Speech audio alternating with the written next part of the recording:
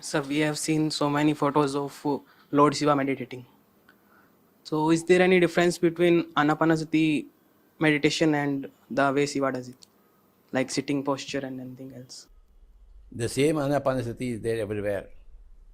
Whether it is Lord Shiva or Lord Buddha, Lord Mahavir or Jesus, anybody meditating the same way, anapanasati. There is no other way of meditation. You have to be with your breath. Close your eyes, your mind becomes empty. That's all. The science of meditation is the same for every meditation master. It is not different for different meditation masters. The science is always the same. How do you come into birth from a mother's womb? Is it different for every mother? Is it different with every soul? No. All come into the human birth in the same fashion. The birth is the same for everybody. Hunger is the same for everybody. Thirst is the same for everybody. Meditation is also the same for everybody. Death is also the same for everybody. For everybody, death is the same. They come out of the physical body. For everybody, birth is the same. They come into the physical body. For everybody, sex is the same. For everybody, sleep is the same. For every motherhood is the same. Yes or no? So for every meditator, the meditation is the same. Same hunger, same thirst, same meditation, same enlightenment. All enlightened people are the same. All non-enlightened people are the same. All people who are not hungry are the same. All people who are hungry are the same.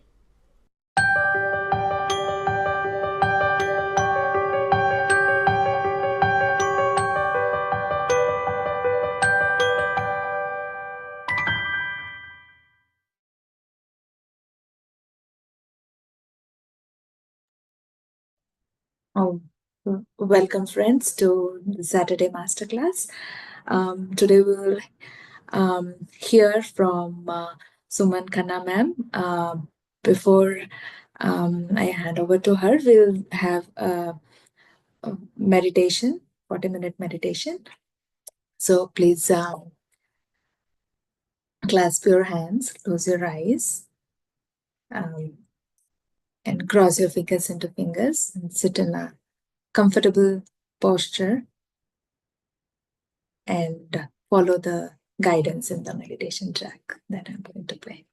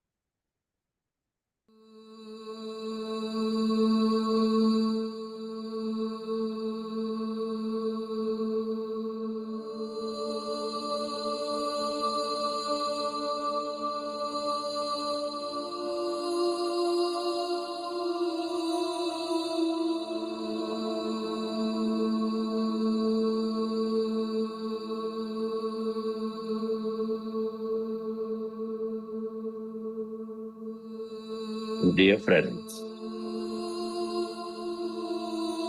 dear masters,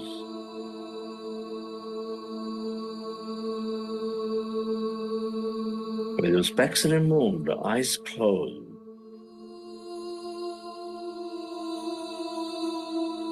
keep your hands in your chest area.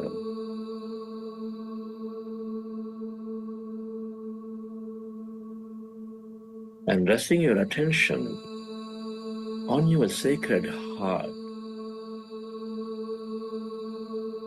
And can you feel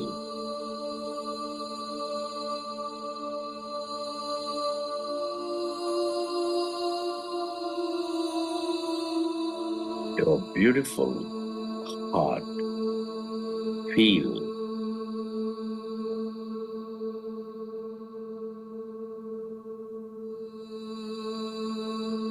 the center of all emotions, nurturing all life.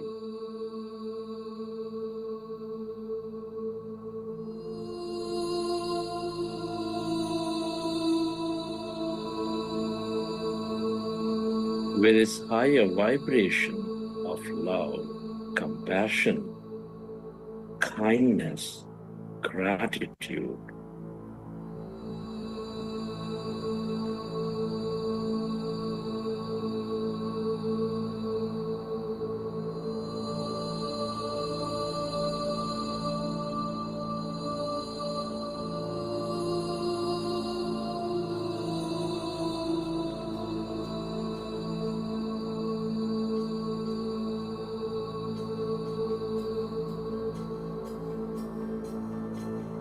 Can you recollect an experience from your past?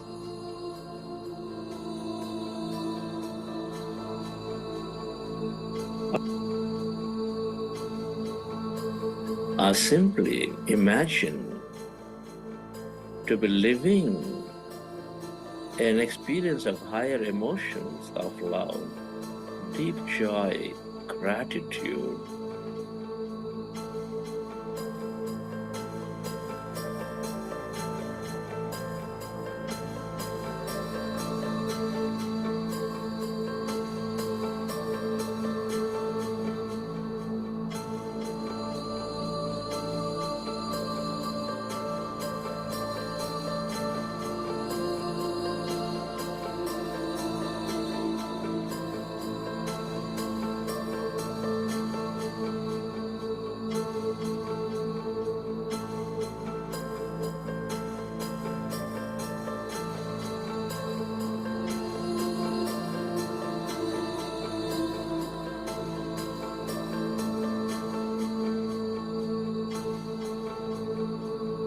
Relive that moment and feel that energy.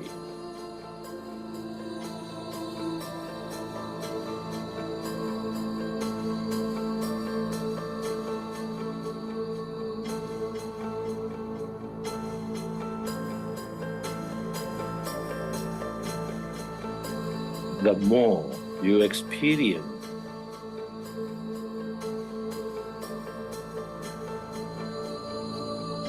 this higher emotions and energy of love, compassion, the more coherent you become.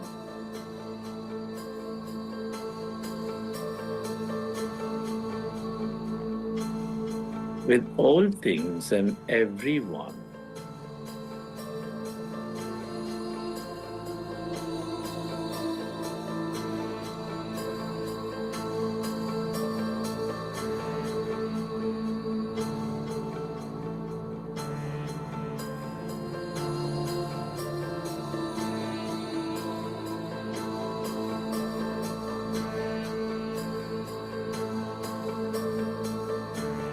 We are all deeply interconnected.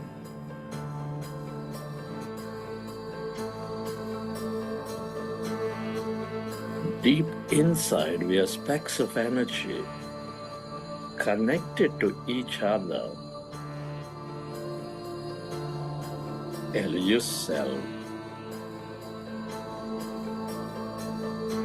to direct this energy, to spread this energy to everyone and everything on this planet, to help them elevate themselves.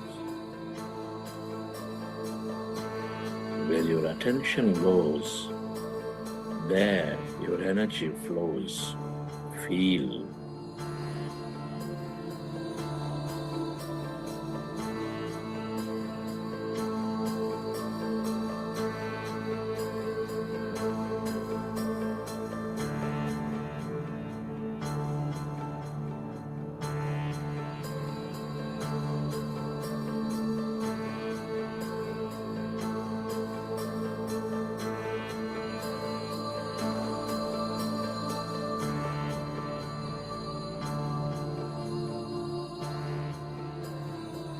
And slowly, let's go into breath mindfulness meditation with your fingers into fingers, hands comfortably rested in your lap.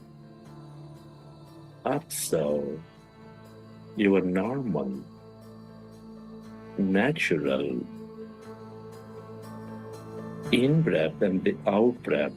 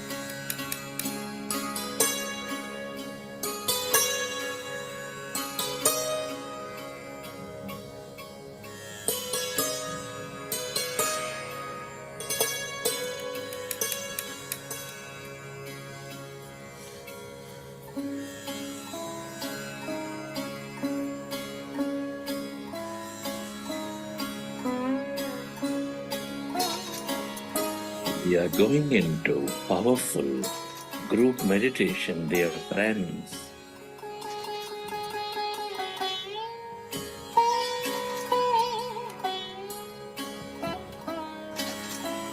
Observe your natural in-breath and the out-breath.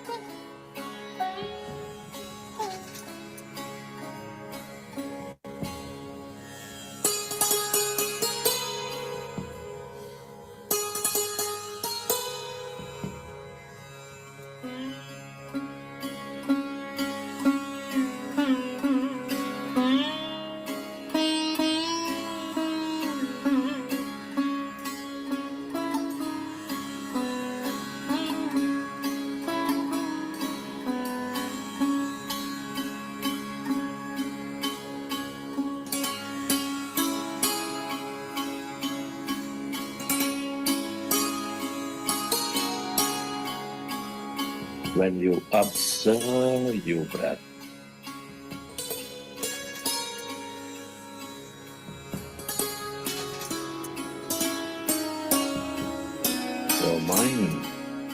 becomes empty.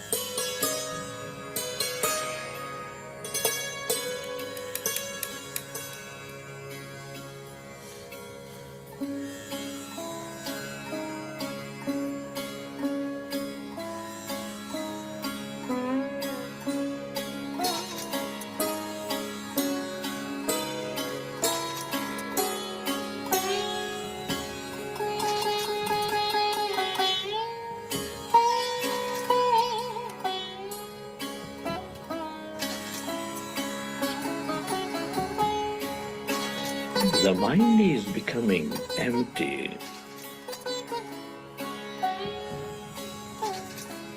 We experience greater emptiness. That calmness inside of you, all around you.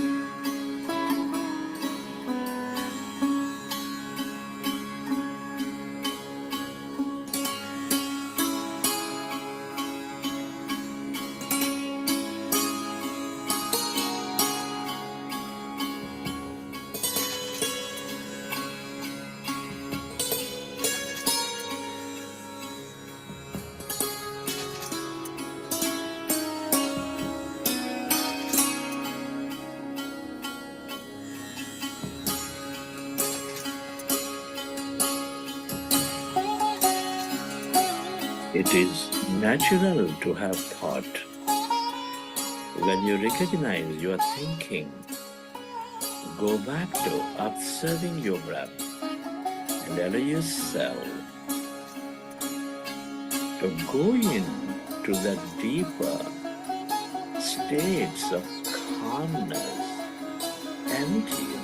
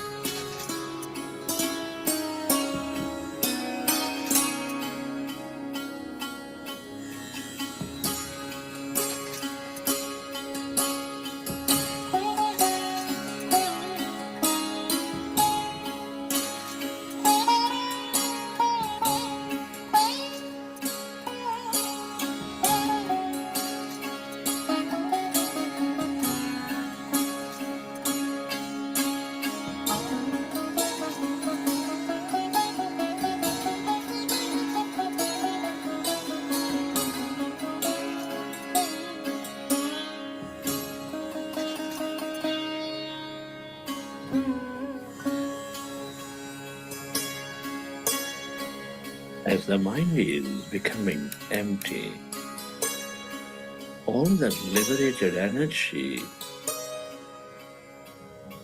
is channelized into the present moment.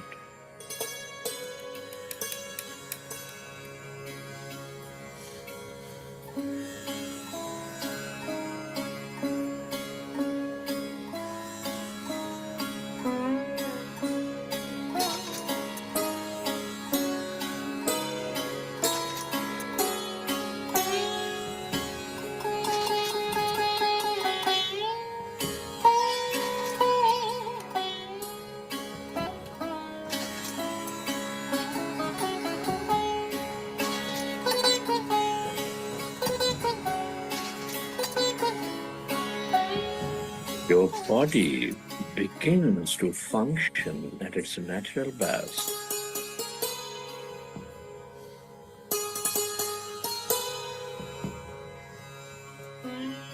You develop greater power of thought.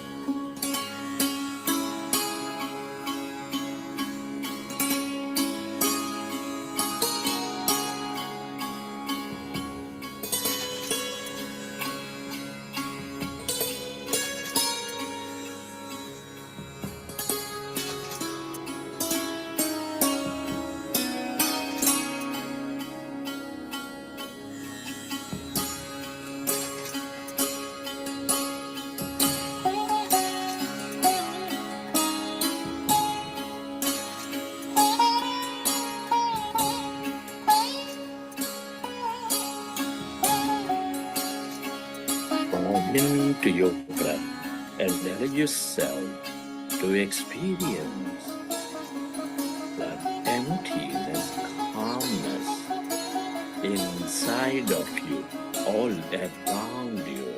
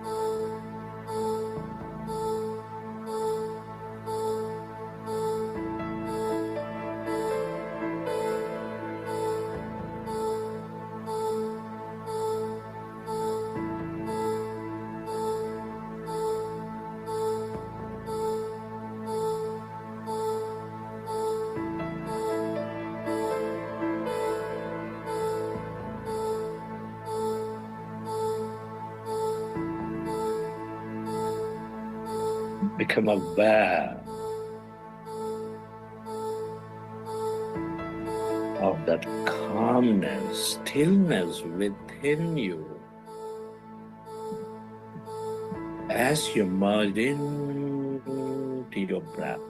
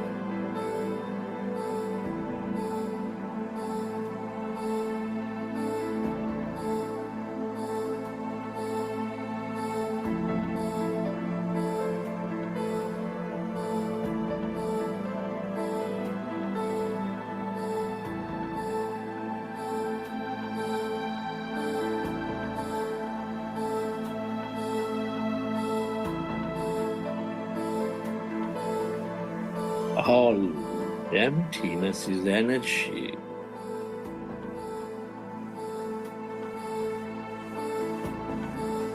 This is the quantum field of limitless dimensions, the field of infinite possibilities.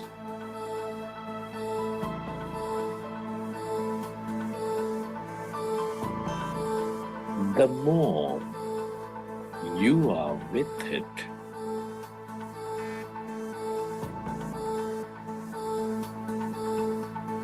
the more you tune in to the abundance of healing energy.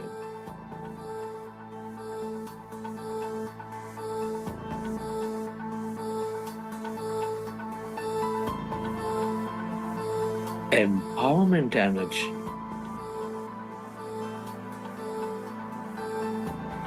That energy of love, that energy of the mystic,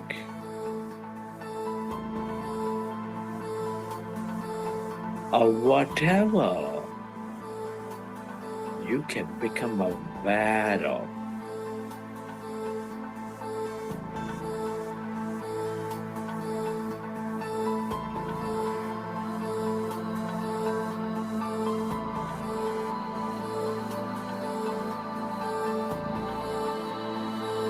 Plunge into this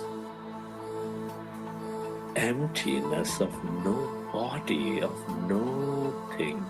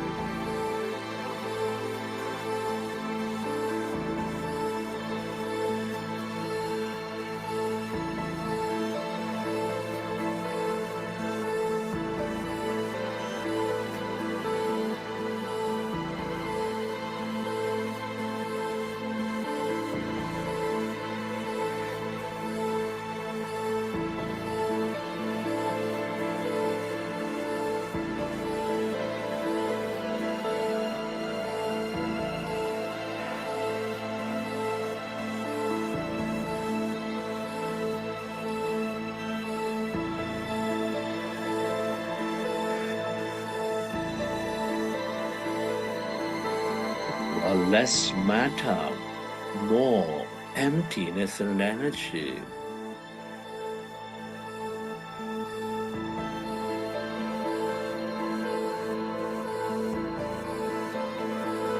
As the mind is rested, you move away from this matter, your body. You experience that emptiness, energy, the feel of all connection, the field of all wisdom.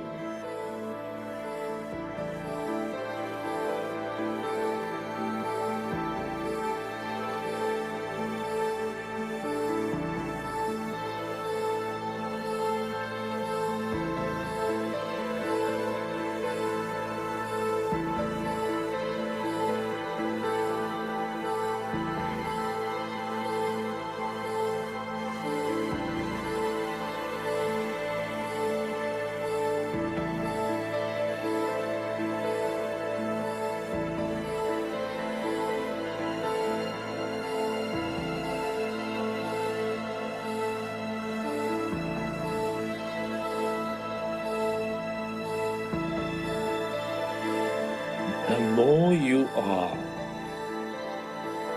in this calmness, emptiness,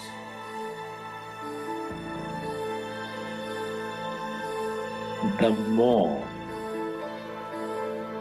insightful you become, the more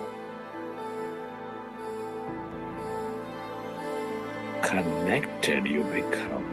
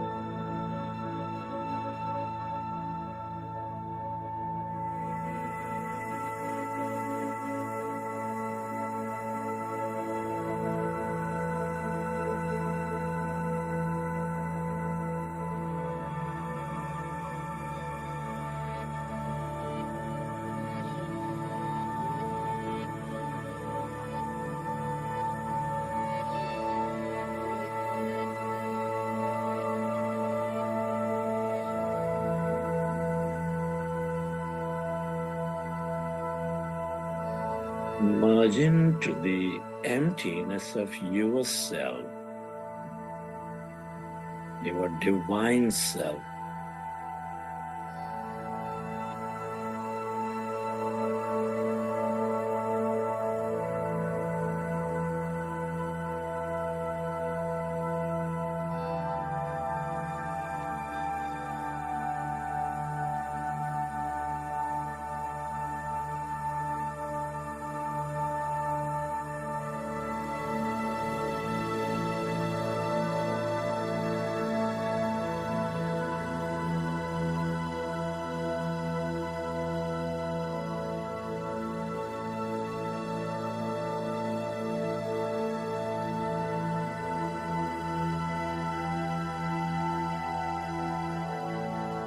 Receive your greater mind, that awareness.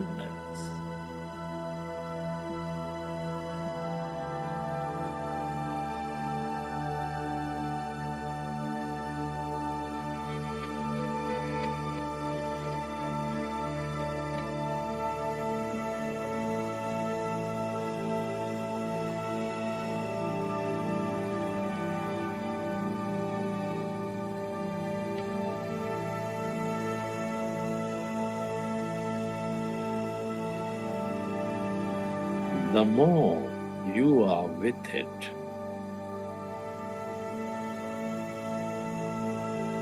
the more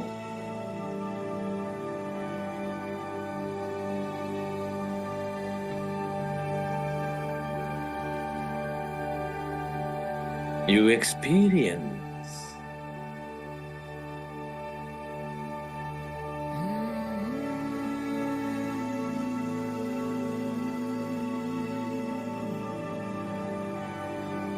your intuitive intelligence.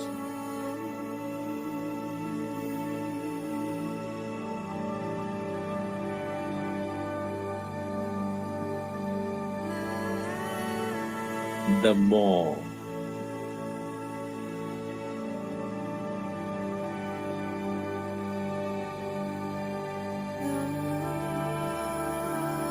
you develop that acceptance,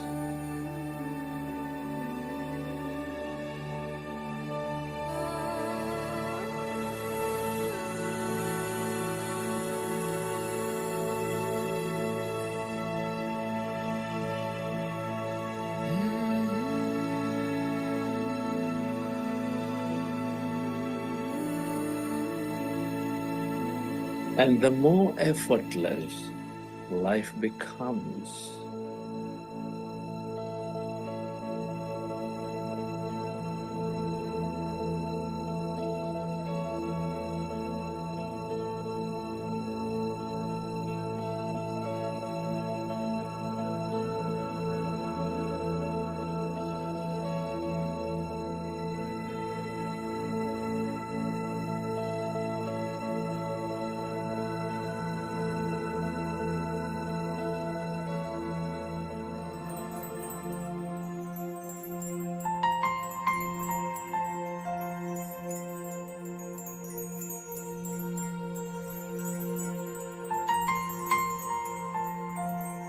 Friend,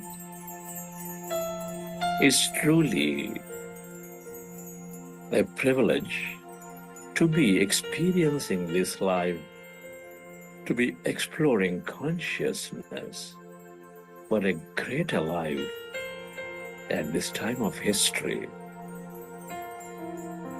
Many are not so blessed. Can you express gratitude to everything and to everyone? Be grateful to this intelligent universe.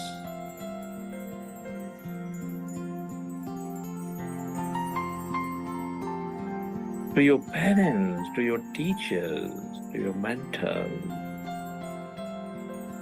Deep gratitude to yourself, to your body.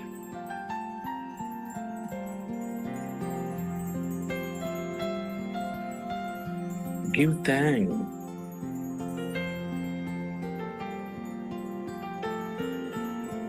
to this nature, the mineral kingdom, the plant kingdom, the animal kingdom.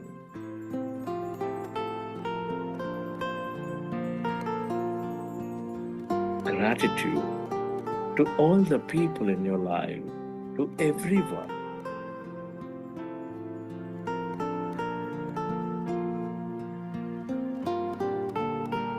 To everything, the technology, the system, the company, the governments. Gratitude is the ultimate state of receivership.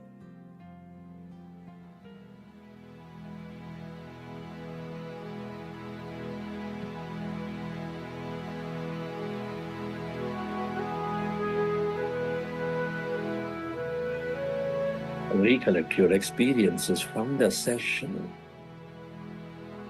And whenever you're ready, you can keep your hands on your eyes for 5 seconds. And then you open your eyes.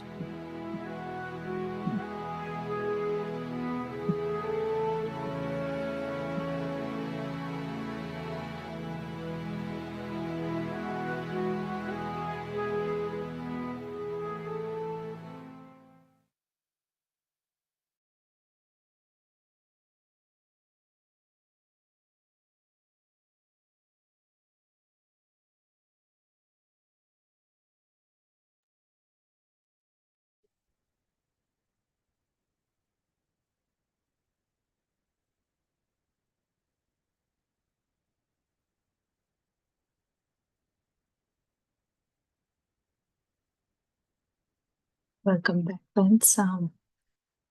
Hope you all had good meditation. So, as I mentioned, today's guest of honor is Suman Khanna ma'am.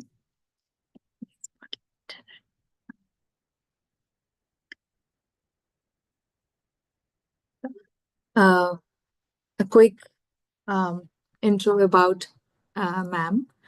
Dr. Suman Khanna Aggarwal has 3 postdoctoral research projects on Gandhi in India, Sweden, and Canada.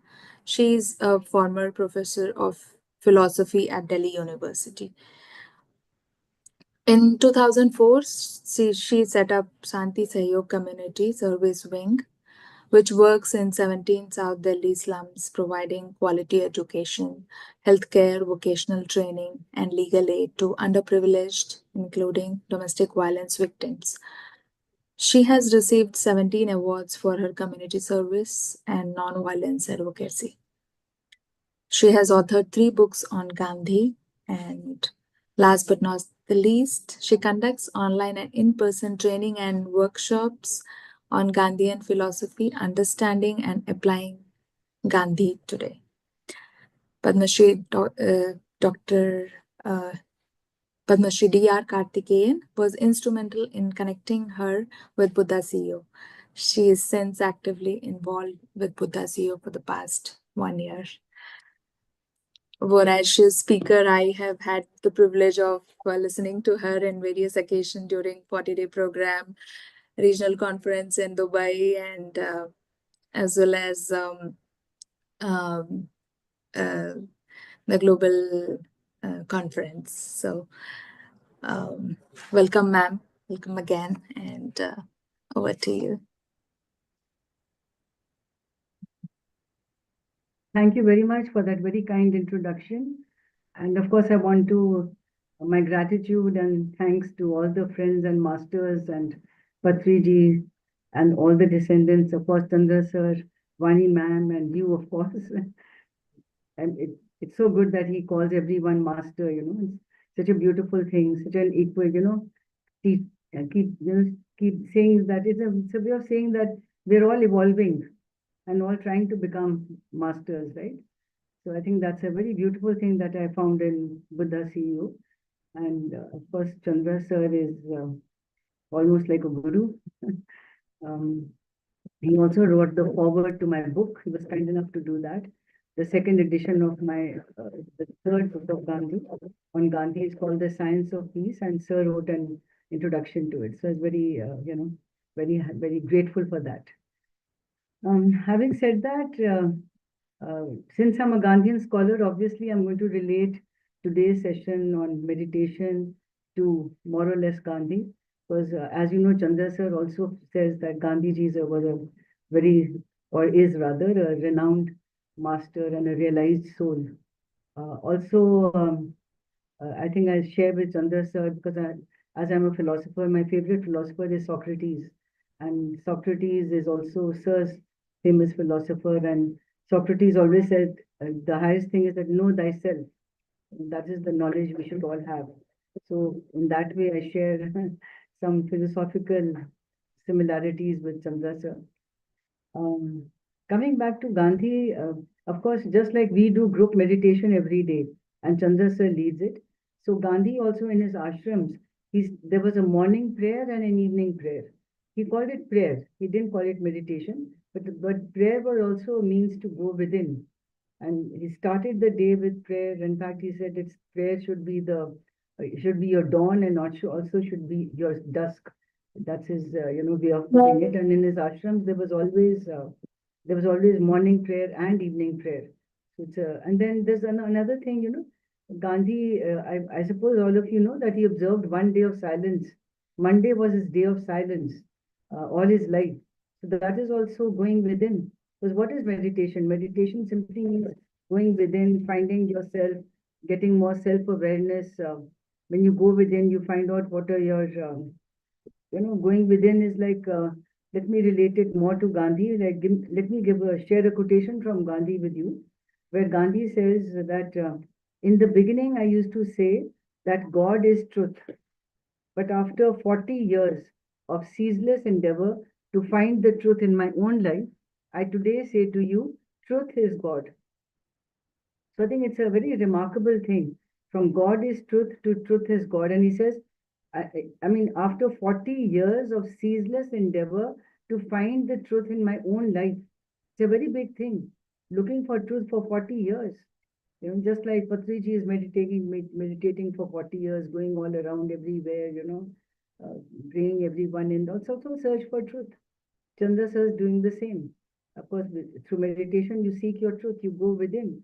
Um, so from that, so when you say, so that's why he said that. So let me, what is the difference between God is truth and truth is God?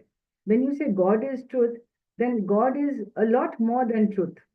God is love, God is forgiveness, God is beauty, God is goodness, and God is also truth. Is one of the attributes of God. But when you say God is truth, but when you say truth is God, then that means that it's only one thing defines God, you know. And here again, it's very interesting to see that by God, Gandhi does not refer to a personal God. It is not the Hindu God or the Muslim God or the Zoroastrian God. No, it's simply God here is the highest value. You know, it's something supreme in you. We all have values in our lives.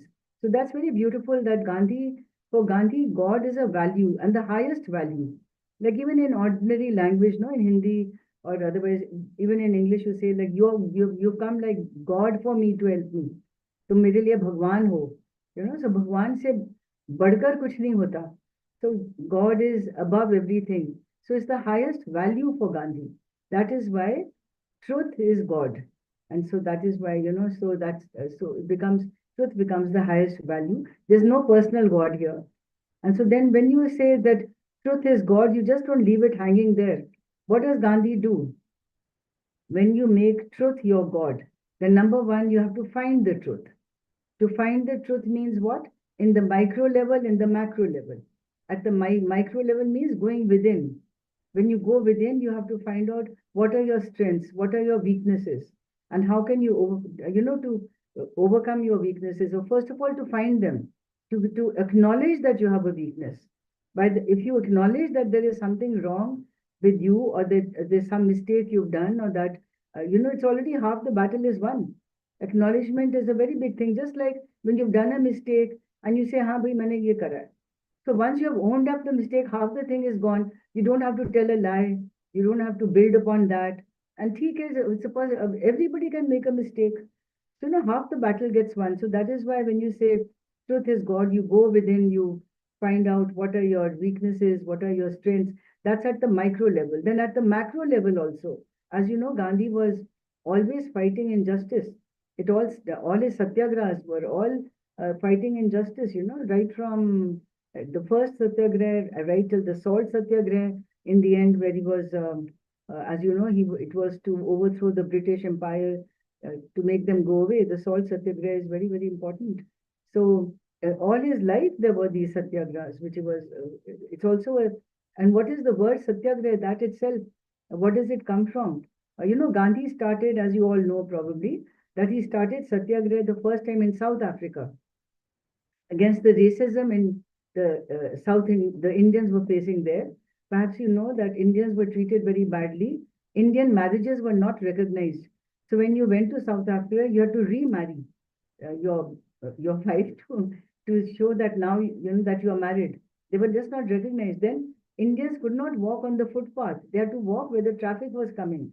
Then Indians had to carry one pass all the time. If you did not carry that pass, you would go to jail. So there was a lot of, then as you also know, we've all seen the film Gandhi, where Gandhi, what shaped Gandhi, remember?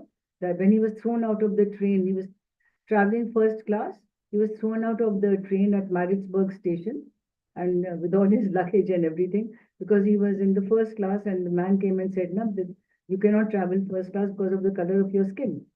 So there he was shivering in the cold, and they say that is the day Gandhi was born. But then he just got up and he thought, no, I have to fight racism. So I think, to find the truth, to face the truth, to have the courage to deal with the truth, So through introspection, meditation is introspection. You go within, you have to find out where you can improve yourself, how you can, be with the nature, with other people, like Sir says in the end, no, that you have to appreciate everything, admire everything, forgive and forget, and be one essence with all of us in one. So that is the same thing as Gandhi, and his day of silence, Monday, was his day of silence, and there was his meditation day. He just went within. How many leaders we know that who have really have a day of silence? So I think from that point of view, Gandhi was a very meditative person. And so, as I told you, he said in the beginning, I used to say God is truth, but after 40 years of ceaseless endeavor to find the truth in my life, in my own life, it's a very big thing. 40 years he was searching for the truth. 40 years. And that is how, so that is how he comes to coin the word. Also, Satyagraha, when he was in South Africa, he was wanting to fight racism. So they wanted to give it the word that was used at that time for it had to be non-violent, right? Not violent resistance from the beginning. And at that time, the Quakers were in South Africa. They used the term passive resistance. Non-violent resistance को वो लोग passive resistance कहते थे. But Gandhi did not like the word passive. So he was, as you know perhaps, that Gandhi was editing a newsletter all his life. In South Africa, it was called Indian Opinion. And later on in India, it was called Young India and then the Harijan. That was it was, people say that it was a way, he had a dialogue with himself every day, and he just printed it. So there in Indian Opinion, is in his newsletter in South Africa, he offered a cash prize of $50 to somebody who would come up with an equivalent to passive resistance. Because he didn't like the word passive in non-violent resistance. And then a lot of entries came in, and Maganlal Gandhi, who is Gandhi's nephew, he gave the word Sad Agraha. Sad means good. Sad Agraha. And then Gandhi changed Sad to Satya. So that is how Satyagraha, the word came into being, and that means non-violent resistance. So that's also truthful resistance or non-violent resistance. So Satyagraha. So you find the truth in yourself when you make truth God. That means you try to find your strengths, your weaknesses, then you face them. It requires courage. It requires courage now to face your weakness, and then only then you can change it. And so then Gandhi says, you grow from truth to truth. That's also very beautiful. You're evolving all the time. For example, when I was a teenager, going to a disco was very, very important for me. Very important. Today, I don't want to go. I don't want to even go to 4 functions in a marriage. I'd rather be at home, read a book. So you know how you grow from truth to truth. Truth is not static. Truth is evolving. So it's a very beautiful thing. There's no rigidity in Gandhi. And in fact, he has written, he says that I feel terrible to think that you will start Gandhiism after me. There's no such thing as Gandhiism. I'm not the final word on truth. Truth is evolving, and everybody sees truth the way they see it, their own perspective. And that is what now the topic today is conflict resolution, actually. Meditation and conflict resolution. So this was a background to it, because what is conflict according to Gandhi? Conflict, it's a very natural thing. It's very natural for Gandhi. What is conflict? It's a difference of opinion. Why do we have a difference of opinion? Because we are all different individuals. We're all unique. For anything. Maybe you want to order ice cream and there are 7 people in a group. So which flavor? Somebody will say chocolate, somebody will say vanilla, somebody will say butterscotch. We have individual preferences for everything. We all fall in love with one man, not with every man who comes across. So like that. So, we're all very strong, unique individuals. So therefore, truth, we have to find the truth. We have to face the truth. We have to grow from truth to truth. And it's very beautiful where Gandhi says, you will also see truth face to face. He doesn't say we will see God face to face. Truth face to face. Capital T. So Gandhi uses the small t. Truth is also the way to truth. Truth is the ultimate reality of God. And what is the way? So the small t, the chota t is, finding the truth, facing the truth, going from truth to truth, living the truth, fearing the truth, opting for the truth, standing up for the truth. So Gandhi's vision is all truth. And you have those famous Gandhi's three monkeys, na? You hear the truth, you speak the truth, you also see the truth. The very famous three Gandhi's monkeys also for truth. So truth is paramount for Gandhi. And so that is how. So truth is also the means, truth is also the end. So the means is the small t, and T with a capital T is the end. So from truth to truth, you grow from truth to truth. And we can see it in our meditation also. I think since I joined, all of us say, na, everybody who gives their experiences, talks in the end of a session, how beautiful it is to hear. Everybody will say that I've changed, I have grown, I have evolved. What does that mean? It means simply that you move from truth to truth. You've grown in truth. So in that sense, I think it's and again, as I said, that conflict for Gandhi, it's something neutral. It's a difference of opinion. There will always be conflict. It's very, very natural because we are unique. No, we will not have, never a time in the world will come that everybody will be like Richa ma'am. Of course not. And thank God for that. I mean, it's so nice to have Richa ma'am who's unique in herself. So like that, everybody is unique. So everybody has truth in them. So that is how, so we have to find the truth, we face the truth, we grow from truth to truth, we see truth face to face, we live by the truth, we be by the truth, we fear the truth, you grow from truth to truth. So I think when you make truth God, it's very important. And I would like to repeat that what I said in the beginning. It's very important, that quotation, that in the beginning I used to say God is truth. But after 40 years of ceaseless endeavor to find the truth in my own life, it's almost like Patriji teaching meditation, finding himself, or Chandra sir in his mission. So he was for 40 years trying to find the truth in his own life. He says, now I'd say that no, truth is God. So truth is the highest value for Gandhi. And so I think that only can come through meditation, and that is what comes through in conflict resolution, satyagraha. Satyagraha again means holding fast onto the truth. And that is why there's a victory in truth. And if you notice in Gandhi's satyagrahas, we can take any satyagraha, maybe the last one, the epic fast. If you remember, in Bengal, there was a lot of bloodshed and everything after independence, and then in Calcutta, Gandhi started, it's called the epic fast. He fasted for more than 21 days. So he became really weak and everything. So fasting is also a way of suffering, self-suffering for the sake of truth. And after the fasting, in the end, in satyagrahas, it's very beautiful because satyagraha, holding fast onto the truth wins in the end. So there's never that, there is not, it's a win-win solution for all. It's not that I have won and you have lost. It's not like that in Satyagraha. And that is why after every Satyagraha of Gandhi, people rejoice, they come together, there is oneness, there's bonding. Just like Chandra says, we are all one. The oneness, to feel the oneness, and, and I think I must say that the community that Sir Chandra Sir has built, all of us, all of us who do our meditation together, it's a beautiful community. We come together and we see each other, we we learn from each other, and everybody gets a chance to speak and to tell their mind, to acknowledge what they were, what they have become. It's a learning story for all of us. It's a learning experience when people talk about this. So I think from that point of view, this going inside the day of silence, and also the morning prayer, the evening prayer, it was nothing but in a way of meditation, going within, doing introspection, finding out what is the way forward.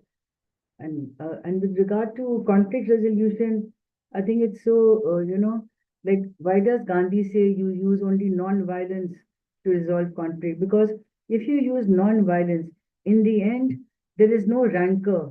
There is no, I have won, you have lost.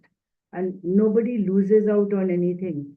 And also, when you unite, when you do something which has a value like non-violence, there's a bonding in the group.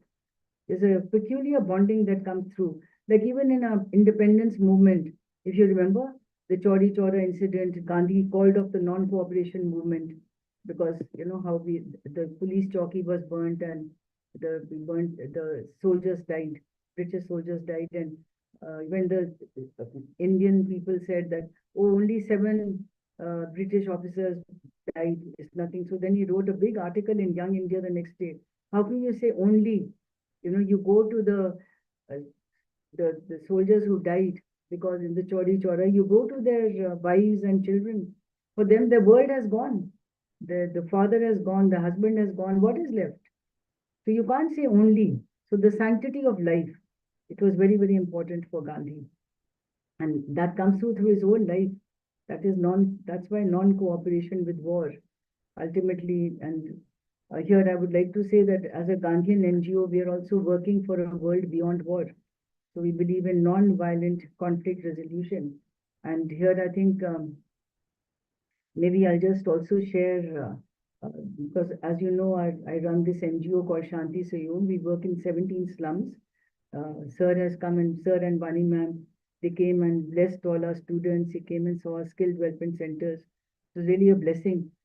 You know, in fact, Chandra sir came, and we also have preschools for slum children. And can you imagine, he made those 6-year-olds meditate. I was so surprised. Sab log aankh band karo, you know, they all close their eyes, really. And then take a deep breath, they all breathe. I even have a photo from that, how he's making 6 years old meditate. So it's remarkable, the passion with which he does everything, you know. It comes from the heart, it comes from the soul.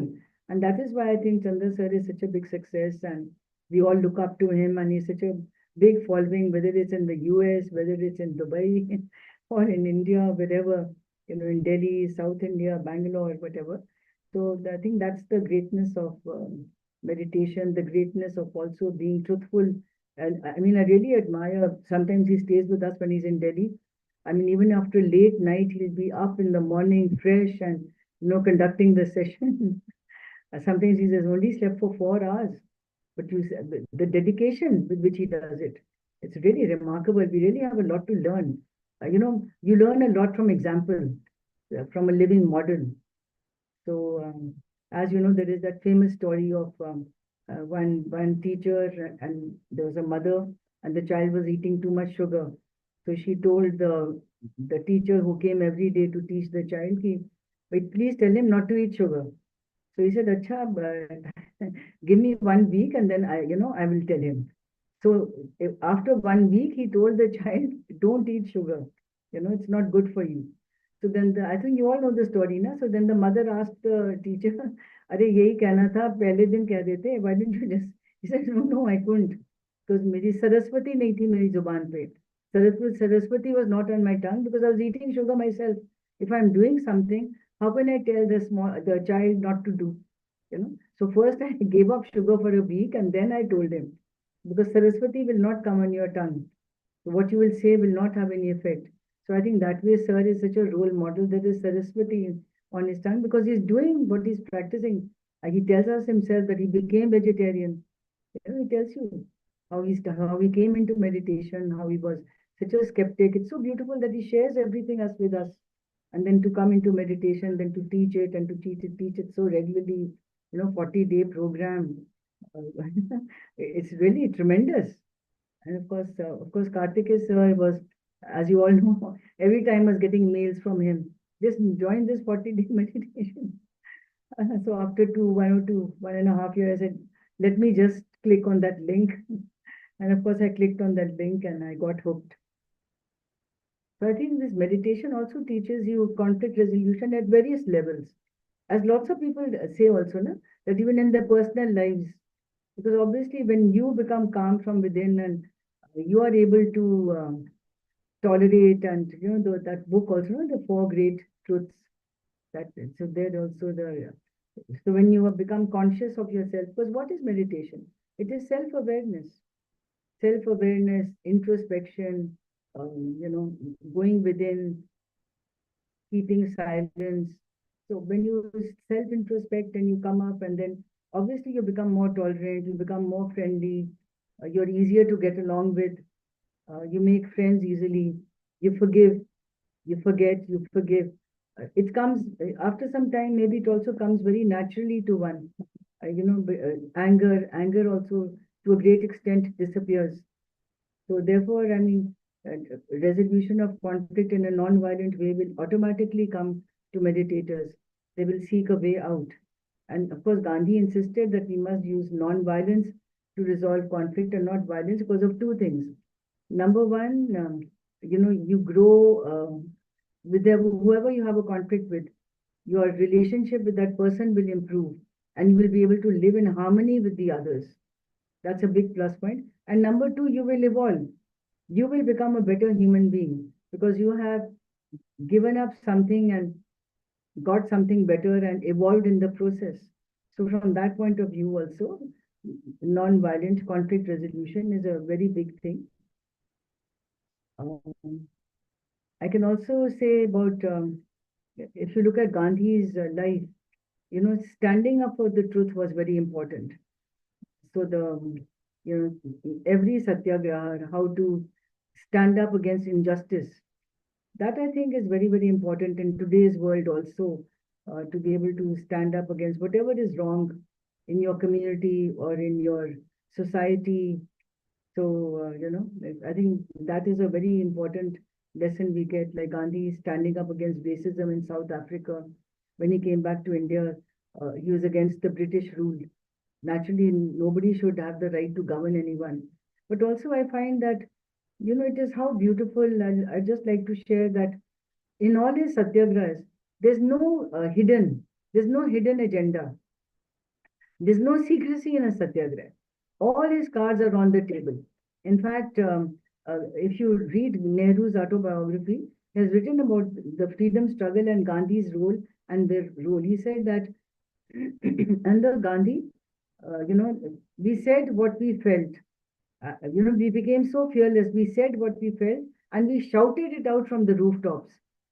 We did not care about the Britishers anymore. All the British, inspectors and others, we just took them for something very little, that they did not matter anymore because of Gandhi. So I think these days, a lot of people criticize Gandhi, but you cannot deny that through the salt march in 26 days, it was 26 days it took to reach the sea. He could have made salt where he lived. Look at the strategy of the man. He lived near the beach. वहीं पे बना लेते namak. He didn't. He said, let us march to the Dandi beach, which was 241 miles away from where he lived. It took 26 days to reach the beach. Yeah. And in 26 days, Gandhi turned India into a nation. And what sort of people in that nation? Just in 26 days. Before the Salt March, the position was like this. The Indians were here and the British were here. And no Indian felt that he could, go against the British. Also, the color of the skin.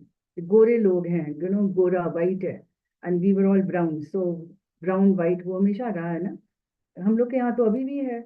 नहीं, वो ads में ही देखते हैं आप, matrimonial ads में wanted a गोरी. अरे भाई, बहुत हो गया. Let us go inside and see what a person is, not outside how it is. So I think, so that is what happened. And after the Salt March, it became like this. Every Indian felt equal to the British, after the Salt March, and also politically, that there was this equality. Because for the first time, India was invited to the Round Table Conference in London, if you remember, to sit across the table and negotiate terms of independence.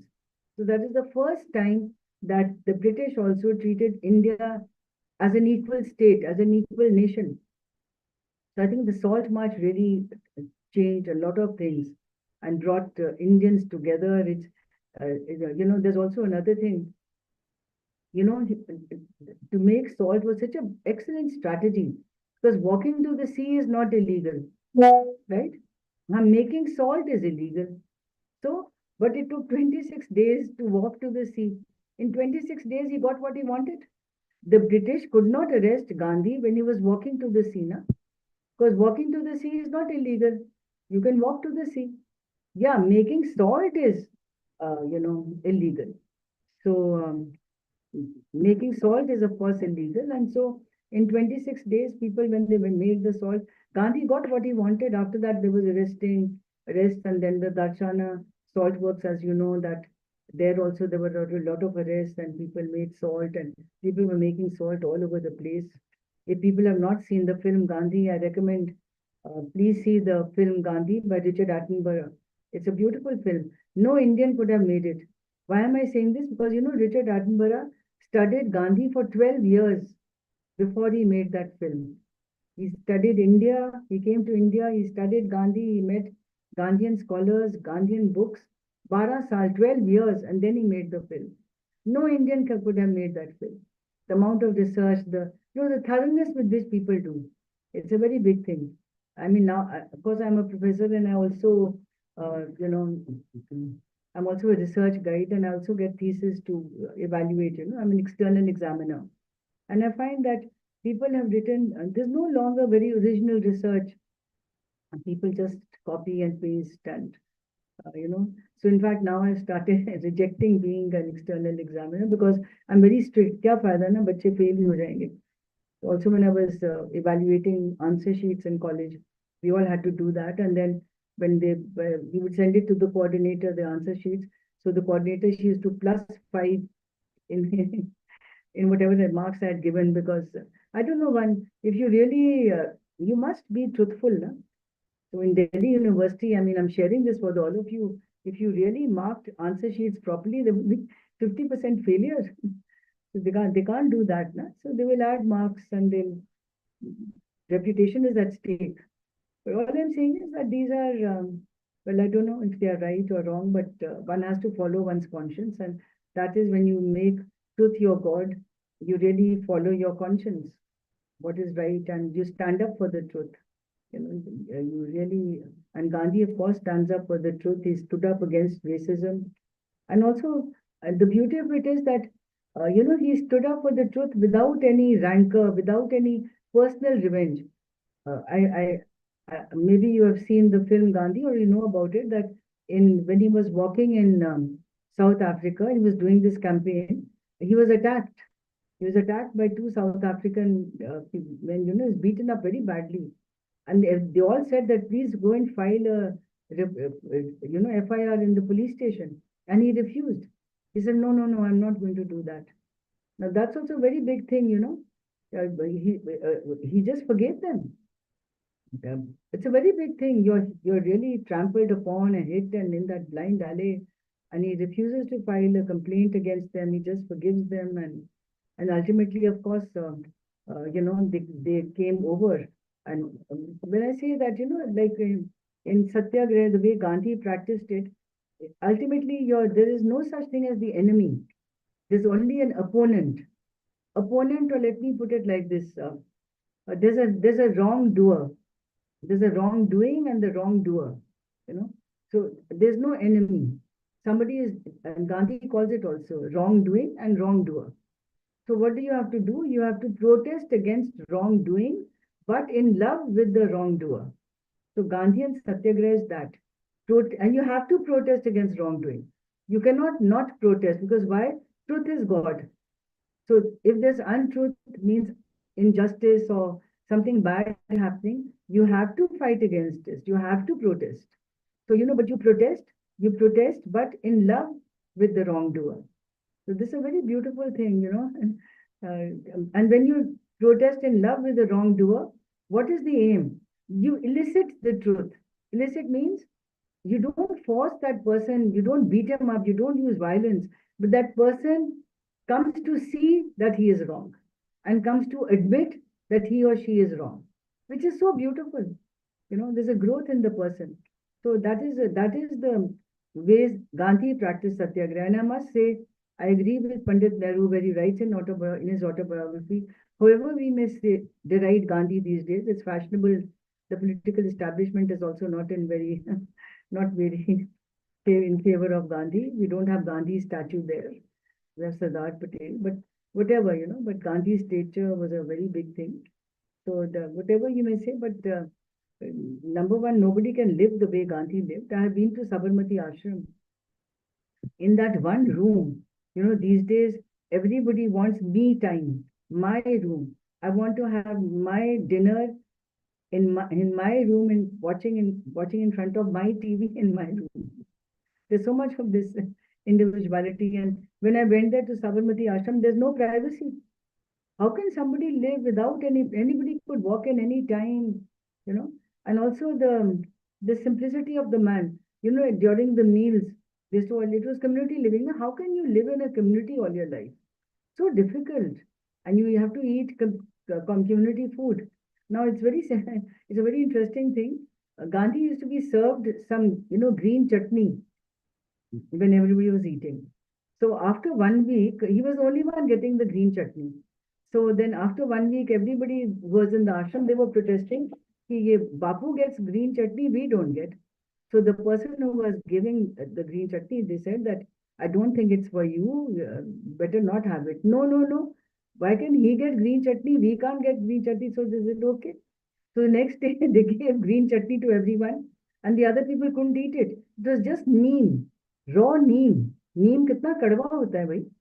So he was eating neem every day. That was a chutney in chutney form. It was just bashed, neem ko kuch ke na, so that made chutney out of it. And it was so, he was using it as a disinfectant, as a, you know, conscious of his health. People could not eat it. So I think we we have a lot to learn from Gandhi. That how, and then of course people realized that he was eating neem. It wasn't chutney. It was really neem leaves, and that also so bitter. So I think there's a lot to learn. Then there's so many things about Gandhi, how inclusive society, inclusivity. I think Chandra sir also in this meditation, he wants everyone to come. It's very inclusive. There's no, he says it also that this meditation doesn't matter what religion you follow. Doesn't he say that in the beginning of the 40-day program? Doesn't matter what religion you follow, what God you follow, not at all. You just come and do meditation. You just have to make breath your God. Just have to focus on your breath. It doesn't matter, you know. So in the same way, Gandhi, when in his ashrams, he took everybody there.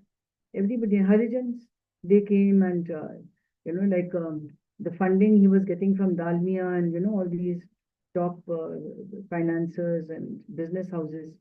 And they could not say anything to Gandhi. Said, "Nee, nee, main to Harijan." He sat and ate with Harijan. In fact, there's also this, Gandhi would only go to that wedding where there was one Harijan marrying a, you know, Kshatriya or something, or a Brahmin. So he would want to go to such weddings. And also, it's also when people fell in love, so Gandhi always said that don't get married yet. First, you'll stay separate for 1 year, you know, and then only you get married. So I think Sri Rajagopalacharya and, you know, his wife, so they also stayed separately for 1 year and they still wanted to get married after when he said, okay, now you can get married. So Gandhi was very strict on himself, on the people. He wanted everyone to evolve, I think, you know, just like every mother wants the child to do well. So we are strict with our children. No? When your child, you can't, if they want Coca-Cola in the morning, you won't get, no? You'll say, "Nee, doodh piyo. You have to have your milk. You can't have a Coke in the morning. Or I don't want to go to school today, I just want to sleep." No, you have to go to school. So the rules that have to be followed. So in the same way, I think, you know, the rules are meant for our betterment. And in that sense, I think we go. Is there some questions people would like to ask? Because I don't know how long can I go on? I can go on and on Gandhi. So tell me, Richa, is there some questions first, or do I take some? Yes, ma'am, we can take questions. Till what time we have the Do meeting? you? Till 7:30? Yeah, it's until 6:45. Okay, 6:40, 6:45. So we come over the time. Yeah, Oh but dear. it's okay. Yeah, we can. Yeah. So if there's any Still. question, I'm very willing to answer. With Gandhi, I can go on and on. I've written 3 books. Lectured Gandhi, taught Gandhi. Wonderful to hear that, ma'am. I just wanted to add. So yeah, I mean, you narrated. I mean, we have all learned this. I mean, I was just recollecting. We all learned in school about Gandhi a lot. About the poems also that you mentioned. Gandhi ji के बंदर 3 सीख यही देते अनमोल बुरा देखे तो दो मत ध्यान बुरी बात पर दो मत कान बुरे ना बोलो कड़वे बोल. I still remember this. I learned way long in my kindergarten maybe. But yeah, I mean, the true understanding, I mean, that time I mean, it was really hard to understand why he told that if you are being slapped in one cheek, just show show the next cheek. But But yeah, Christ also says that, no? He took it yeah, from the Bible. Christ also says if you're slapped on one cheek, I have my own interpretation for that. I think it is maybe if you will slap back, the violence will escalate. You know, you kill someone, they kill your brother. जैसे film नहीं दिखाते mafia होता है. Somebody kills somebody's brother, then they kill the father, then they kill the uncle, then it goes on because violence is going to spiral. So I think turning the other cheek, or it simply means that giving in. That okay, I bow down. I will not use violence. And if you want to use violence, you can continue. Because that once you say that, then how long can the other person continue to use violence? I think that is there. And here I would also say that, it's very strange that, how when you follow truth and non-violence, the enemy also, comes to your way of thinking. And I'm just remembering in South Africa, like Gandhi, uh, that the Indians had to carry their passes all the time. So there was a protest march where they were going to, when you cross the Transvaal border, you had to show your pass. So I'm just sharing this with you. It's a satyagraha in a way. So the Indian community, it was all, there's nothing secret, as I told you. All your cards are on the table. When Gandhi wants to do a protest march, he informs the other party. For example, the Salt March also, it's a very famous letter of March the 9th. He wrote to the Lord Viceroy. At that time, it was Mountbatten. He wrote that it's very wrong of you to be in our country. I'm just telling you how Gandhi did these satyagrahas, how there's no secrecy. He writes a letter to Lord Mountbatten that is wrong for you to come and colonize us. Please go away and let us be free. And then he says that please, you have to, you have to, if you don't go away, I mean, he gives them 7 days to reply. Obviously, no reply comes. Then he writes another letter that you have not written yet, and then he writes that okay, if you will not reply and not go away, then all the 400 million people are going to oppose you and ask you to go away. So I mean, the way all these cards are on the table. In the same way, in South Africa also, the Indians were to cross the Transvaal border as a protest march, that why should we carry these identity cards, and again protest against racism. Now, just the day of that march, there was a lightning strike by the British government employees. That means they all went on strike for something, some demand they had. But suddenly, it was a sudden lightning strike means sudden strike. And imagine if there was another leader or somebody else, they would have taken advantage of that strike because there was no one on the border to check them. And Gandhi, he writes a letter to General Smuts. He says, Your Excellency, I can imagine, because he had already told them that we are going to cross the border, the Transvaal border without our I cards as a protest. He had told them. So then he writes a letter to General Smuts, Your Excellency, I can imagine how you must be feeling because there are nobody at the border to check us. You don't worry. I am postponing the march. When your people come back from from leave and their protest, then we will cross the border. Just imagine. So it's a very big thing. What is the main difference between violent conflict resolution and non-violent? In violent conflict resolution, you always take advantage of the other, always. And you think it's a big thing. You can kill the enemy when they're sleeping. In non-violent conflict resolution, whether at a personal level, social level, political level, you never take advantage of the other person. Because the other person, there's no enemy. The other is you, Vedanta, we are all one. It's all one soul.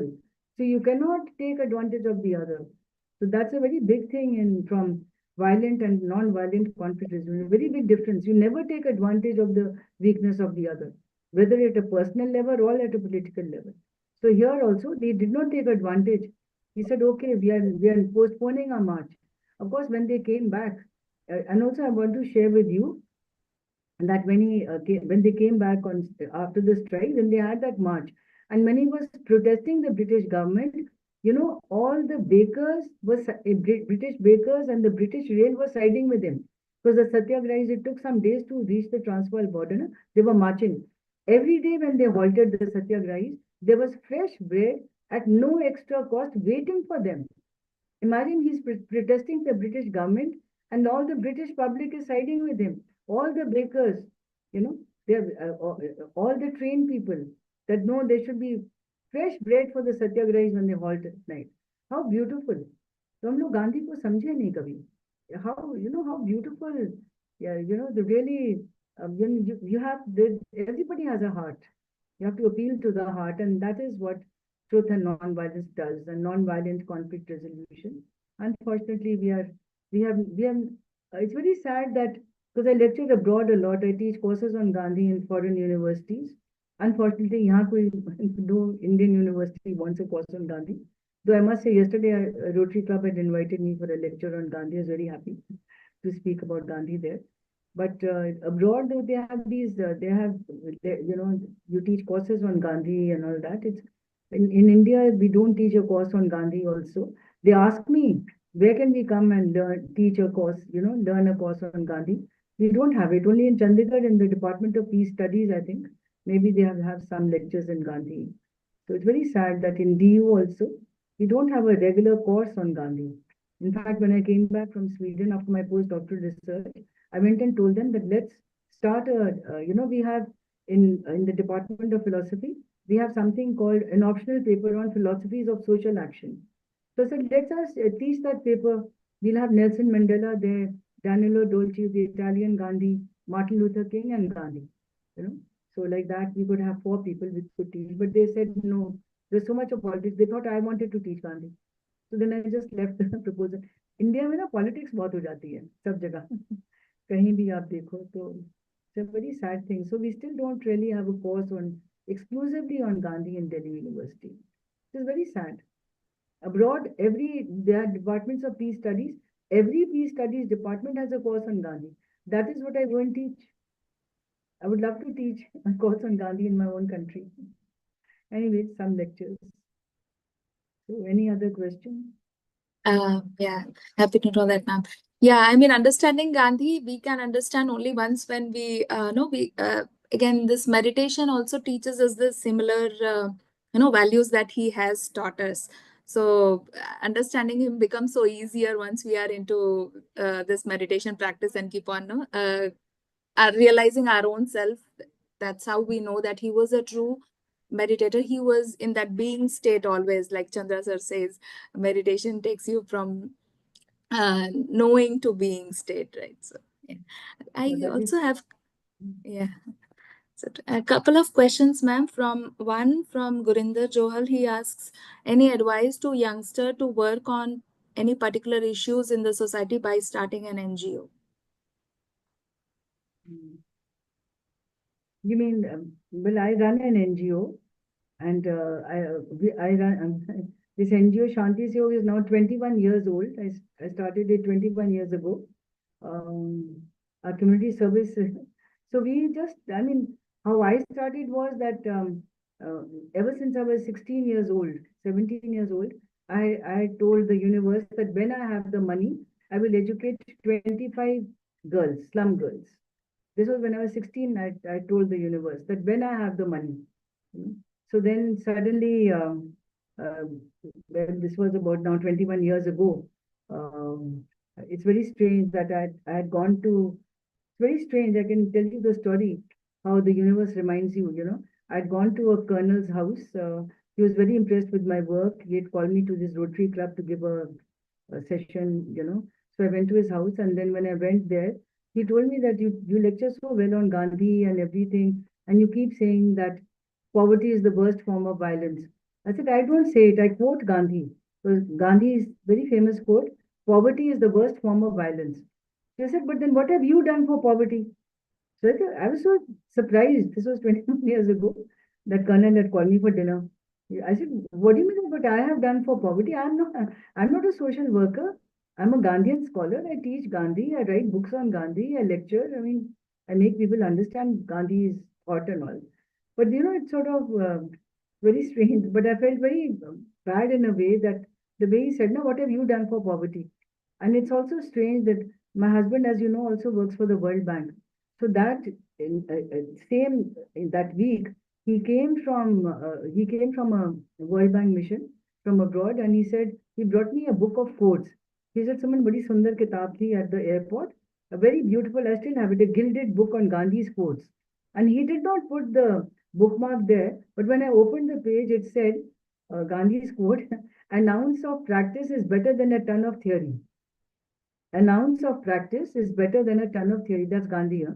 So I was such a shock that what is this, Then I'm open to the universe, and I thought the universe is telling me. Then I thought, what is the universe telling me? Then I said, oh, maybe the universe is reminding me that when you were 16, you promised that when you have money, you will educate 25 slum girls. So then I said, no, the time has come. So then I adopted one slum near Kalkaji only, where I live, and I sent 25 girls to school. तो कहते हैं ना कारवां बनता गया लोग जुड़ते गए people just even till today I'm running that NGO. I want to get out of it, but the money keeps coming. I told Chandra sir also, I told him it just comes, I don't know from where it comes. And now of course we have two preschools for slum children, and we've educated 600 700 children till standard 12. We have formed an alumni. In fact, they're so happy. They said, ma'am, we never thought कि slum के बच्चों का alumni होगा. We had a very good alumni meeting, invited them for lunch, gave them gifts, and conveyance के भी पैसे दिए. So they were so happy. So I think, I don't know how the universe really helps you. For me, at least, money always comes, and always a grant will come from all over the place. Also for my Center for Women, one grant finishes like, in fact, it was during the COVID time. I'm just sharing with you how the universe helps you, my grant was over, and then during COVID time, Azim Premji Foundation, they approached me and gave me a grant for 3 years. And when that came to end, the Press Trust of India didn't know anyone there. They approached me and gave me a grant for 3 years. So I mean, this is universe, na? Sending you money to do your work. That is the way that Center for Conflict Resolution is also doing well. We work for non-violent defense, as you know. So that also is taking off. We have this international e-journal called Global Gandhi. That's also, well, one goes on. I think but at least for me, the universe really helps me. And I'm sure it helps everyone. And as you yourself said, na, when you surrender, the key is surrender. Na? So when you let go and you surrender to the universe and become an instrument of thy peace, I think. Mother Teresa has written that, she's also given that prayer, Lord, make me an instrument of thy peace. Where there's hatred, let me sow love. Where there is injury, pardon. Where there is darkness, light. Sorrow, joy. So, O Divine Master, that I should not seek to be loved, but to love. To be not to be forgiven, but to forgive. For it is in forgiving that we are, forgiven, and it's in dying that we are born to eternal life. So it's a very beautiful prayer from Saint Francis of Assisi. I think it's sort of sums up everything. Any other question anybody has? I see one more question from Kalamani sir. Says, thanks for kindling the Gandhian thoughts. Please tell us about the type of meditation he followed in the name of prayers. In the Gandhi, he was very inclusive. So in his ashrams, there were prayers from every religion, from the Muslim religion, from the Sikh religion, from the Hindu religion. So it was always very inclusive, the prayers in his, and ultimately also, in the end, there was also silence. Of course, Gandhi, as I told you, observed 1 day of Maun, na? Maun Vrat Rakhte The Somvar ko, and this thing. But it was inclusive. There were prayers from every religion. I hope that answers your question. Yeah, really. The same thing for the bhajans we used to, in our school also we used to have on 2nd October, we used to sing Gandhiji's Sanmati De Bhagwan, Ishwar Allah Tere Naam. Any other question? Yes, ma'am. From Mehboob Hussain says, He says younger generations need more of this awareness of this great principles of Gandhiji. There was one more question.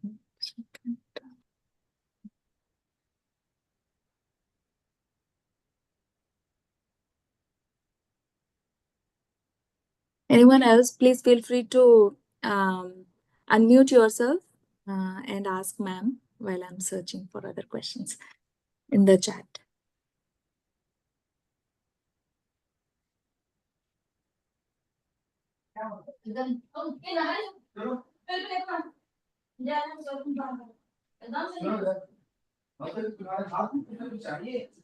Yeah, I think. Yeah, no more questions I see in the chat. That's fine. They can also, always get my email from Chandra sir. Everybody has our emails, right? So no problem.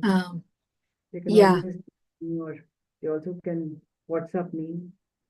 Anything on Gandhi, it's very, I'll be happy. And I would like the youth to read my book, right?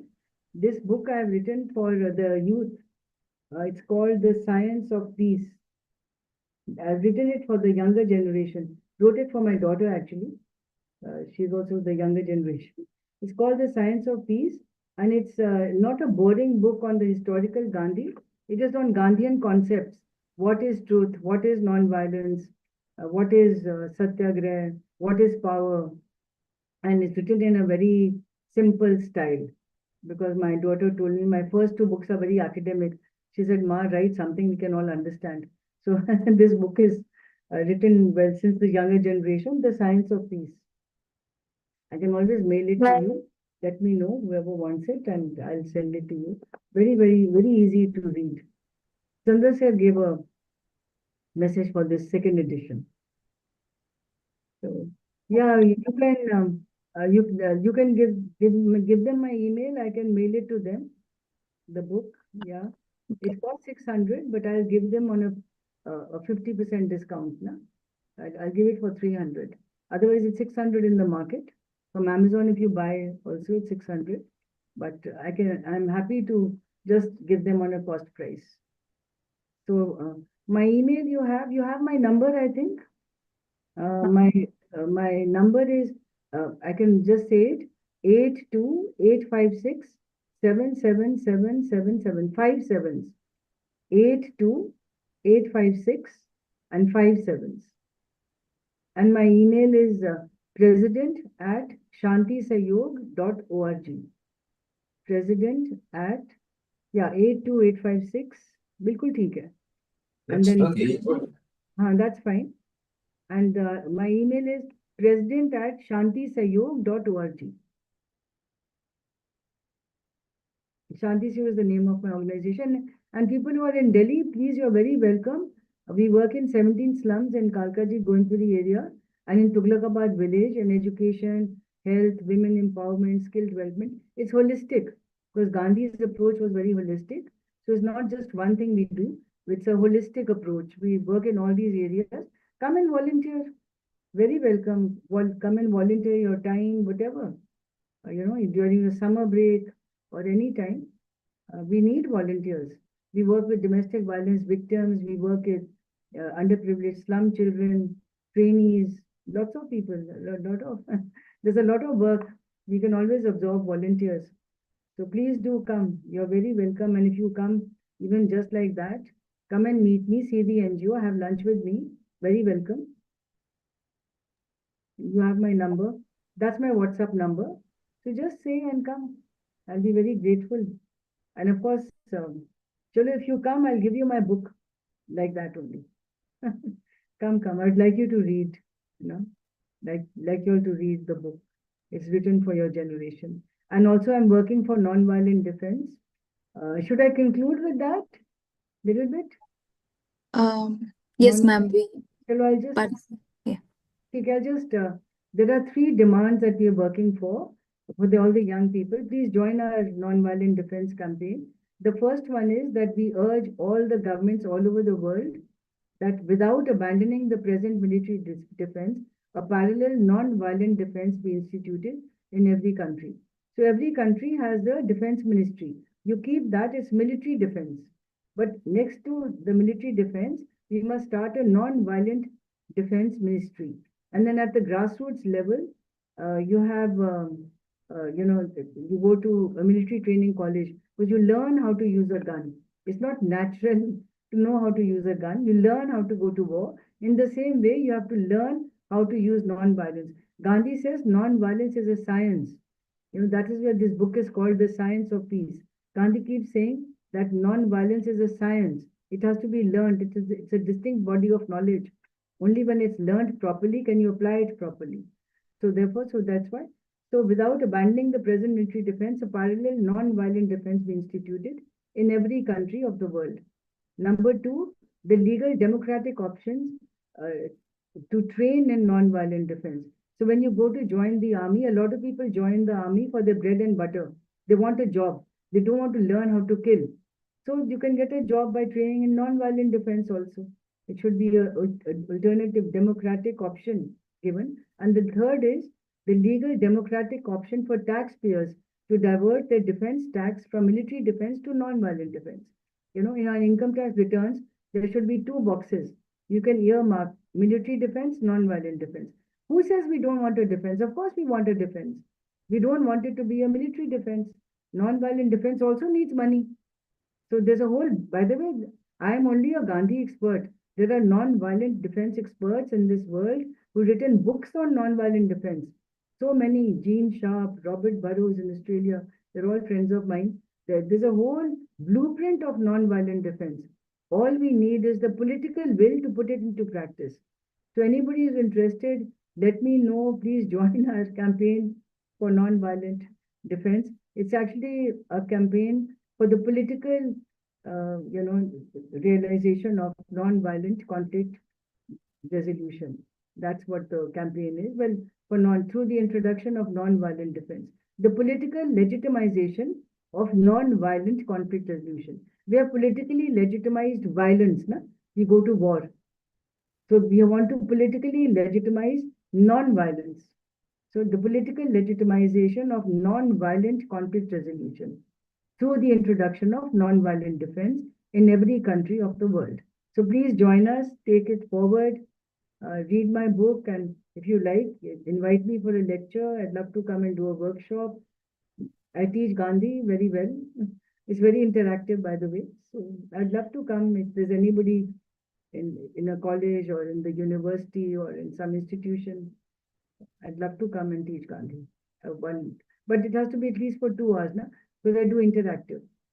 It'll be an interactive session. You'll talk more, I'll talk less, but we'll all learn.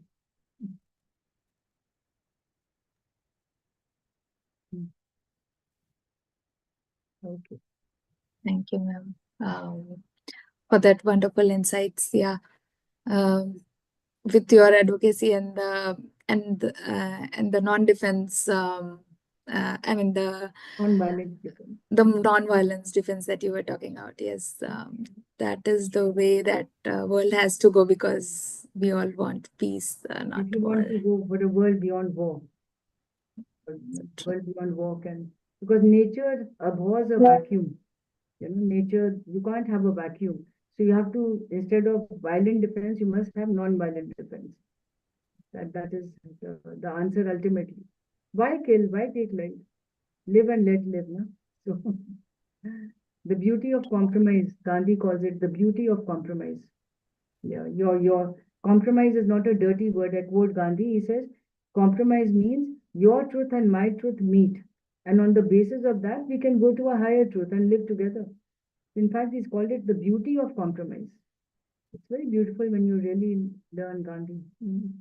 Okay. I can go on talking and talking. So we should end. So true, ma'am. Thank you so much, ma'am, for the enlightening session. Yeah, there are many thank you messages from Ikra, Dureda, sir, Gurinder Johal, sir. Mohammed Hussain is asking about if you have any branch in Bangalore, your NGO. No, you start one. So we'll start a Bangalore branch. Nani, as of now, we don't have a branch in Bangalore. But why don't you start one? Adopt a slum. We'll try to find funding for it. Please do. Yeah. Mahmood sir, you want to? Yeah. Mahbub sir, you want to? Yeah, you can always, you can have a private conversation on this. Why not? Start something there. Yeah. Can have a Shanti Sewa Bangalore. Why not? It will be very nice. All we do is work, we help people, na? That's all. You work in the slums, you educate the poor, there are skill development, education, health. We also have a dental health center for the underprivileged. We provide dental, treatment at very low cost, very, very low cost, because dental treatment is very expensive. Please come to our NGO in Delhi. Very welcome. Please do come and see firsthand what we are doing. We're working in Kalkaji in 17 slums and also in Tughlakabad village. There also the same thing. We have a preschool for slum children. Come and see it. And also a skill development center where we teach computers, cutting and tailoring, and beauty culture. And then we also have a center for women where we work with domestic violence victims. So yeah, all of you are very welcome. Please do come and do start a branch in Bangalore. It'll be great.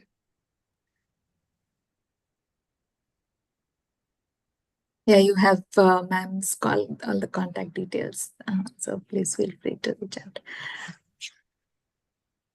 Thank you, ma'am. Yeah. So Thank you. we'll Thank you. end the session. Yeah. Thanks, friends. Thanks Thank for you. all Thanks a lot. joining. Thank you. Thanks, ma'am.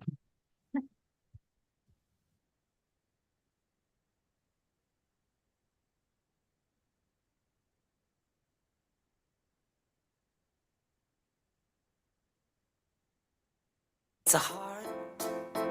Everybody gets a soul. Everybody gets a mind.